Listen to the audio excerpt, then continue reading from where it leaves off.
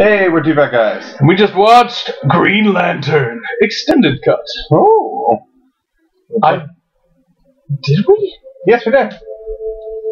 It honestly is not much longer. Okay, I was gonna say, because I actually don't remember anything new. It's like 10 to 15, like 4 minutes of it or so are immediately at the beginning with the kids. Mm-hmm. There were like 2 or 3 scenes out of it with the kids. Because in the movie, in the theatrical version, I believe it just went straight to like Hal on the tarmac with his dad, waving to his dad, like, "Yeah, Dad, you're the best," and like had a little bit of a conversation with him. So there's a lot added with the night before and all that. But it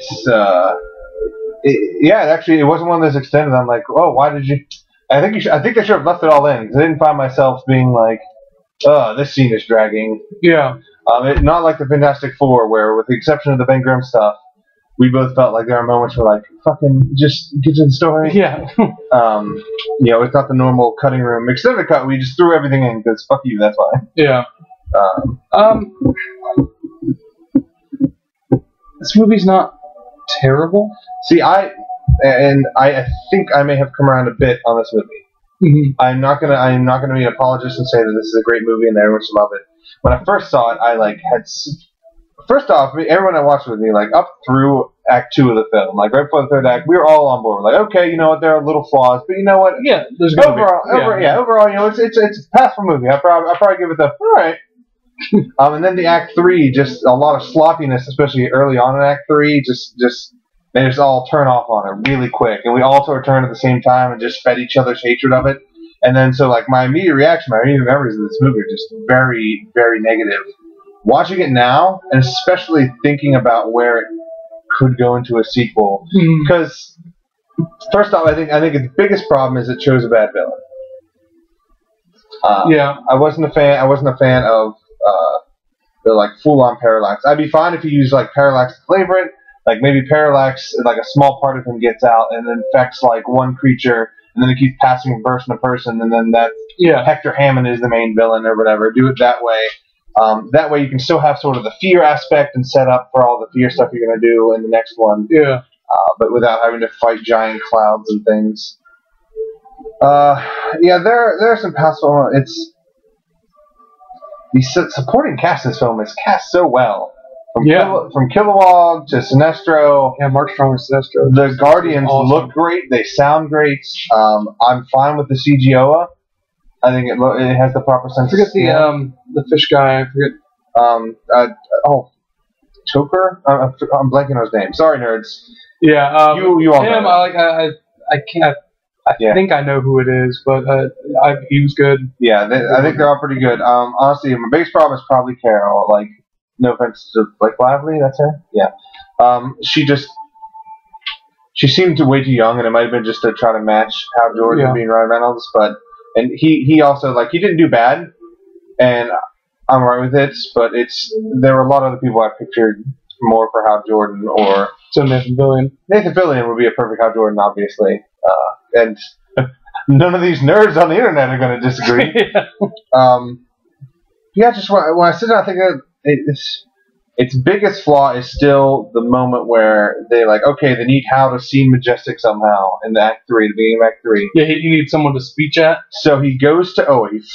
Earth is in danger, and he flies to Oa, and Warhol, whatever. If it takes him 5 minutes, it's 5 minutes that he's not defending her.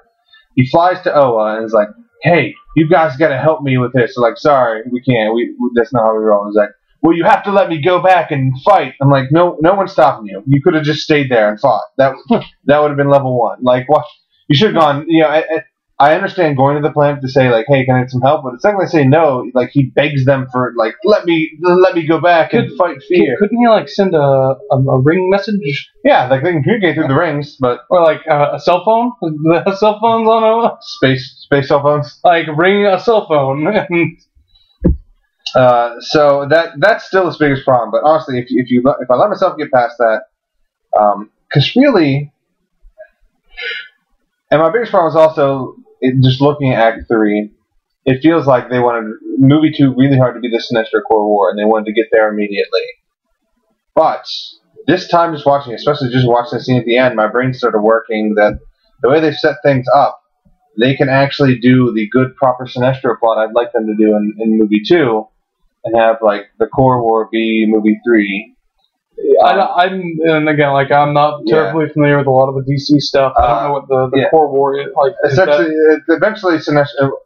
The way it happens, like Hal Jordan, one of the things he does that becomes most famous is like he's Sinestro trains him and everything. Sinestro sounds like the greatest Green Lantern of his time.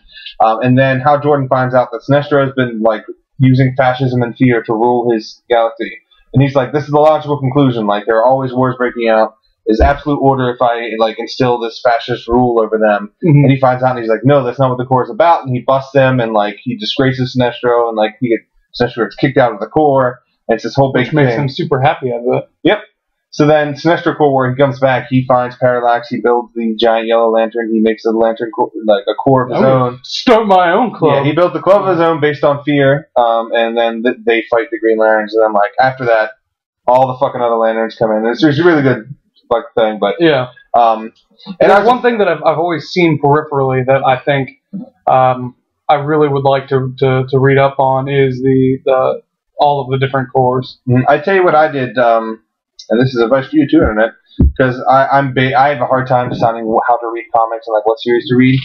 I did DC and Green Lantern independently of each other. Like I went through and I did a bunch of the big DC crossovers and all this, and then I sat down and was like, okay, I'm going to start with Rebirth when the Green Lantern Corps is reformed.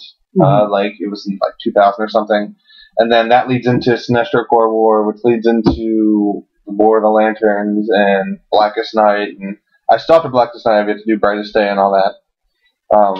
But it was really good. It was fun. I didn't feel lost. If you know, I think you'll know enough about the DC universe as a whole that if you decide to do that first, you will appreciate all the stuff in the crossovers. Like in Blackest Night, there's a lot of good stuff with Batman and Superman and all the other characters. So Flash is really good in that. Yes. As I said, I told you before, Lex Luthor becomes an Orange Lantern temporarily. So it's a lot of fun. But, like, just looking at this, like, okay, well, he's not supposed to have the ring yet, but they could still have him, like, secretly wielding this ring to instill order in his galaxy. How Jordan finds out and have Sinestro be that, just Sinestro be the villain. Because at this point, like, with the Rush thing, if they try to do a full yellow core to fight against, it'd be too much. They wouldn't be able to do it. You wouldn't give the proper arc to Hal and Sinestro against each other. So, yeah, because they're very similar. They're both, like, rise quickly, both very famous lanterns, hailed in the Corps and everything. I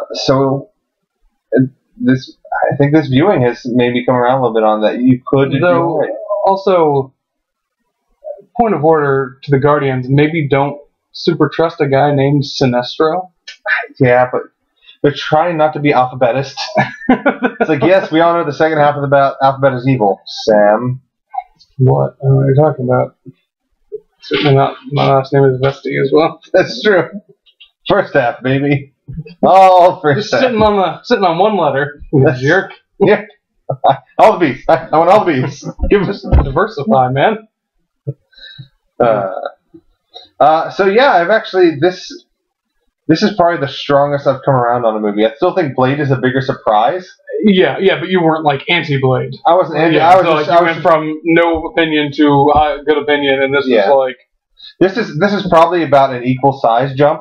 It's just that like whereas Blade went from neutral to amazing, this is like hate it to actually not so bad.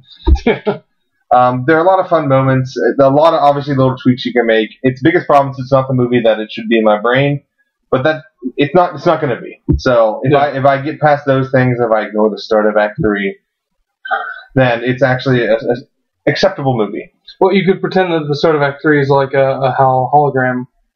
Like Act 3 of Wolverine, Origins Wolverine. Just we ignore that Act 3 exists. No, I mean like just that. Oh, that the Hal that went to Oa is a hologram. Okay, just ignore some of the dialogue and. Yeah. Okay. Can I go back? What? I'm gonna stay here. Yeah. We'll just do an edit. I'll just dub over. And we'll release it for you, which is not illegal. Just add some like hologram twitchiness to him. Yeah.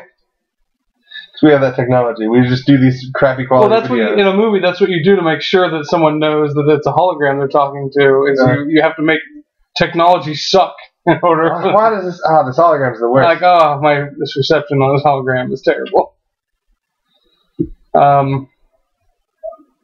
I have one moment that I really liked that I want to talk about. I think I have in one of the other videos, but whatever.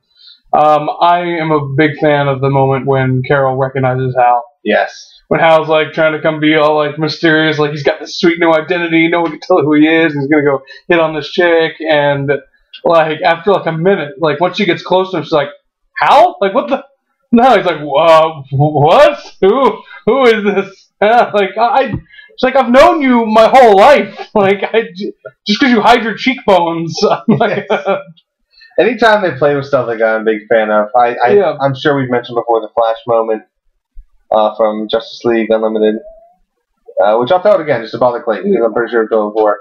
There's a great episode where Lex Luthor switches bodies with the Flash. Oh, right, yeah. You said that I was just thinking of the Justice League pilot that we watched. No, I was like, I don't remember a good Flash moment in that. There was nothing good in that. So then he pulls out the mask, and I have no idea who this is. Because supervillains are so obsessed with getting that mask off, and like, unless it's Bruce Wayne, you're done for. Like, unless it's Batman you're demasking, you're gonna go, who the hell is this person? Anyone? Does anyone know? Yeah, so I mean, I like that. I've always kind of been more neutral on this movie, I think. Mm-hmm. So I didn't have as much of a swing to bring me up as you did. Yeah,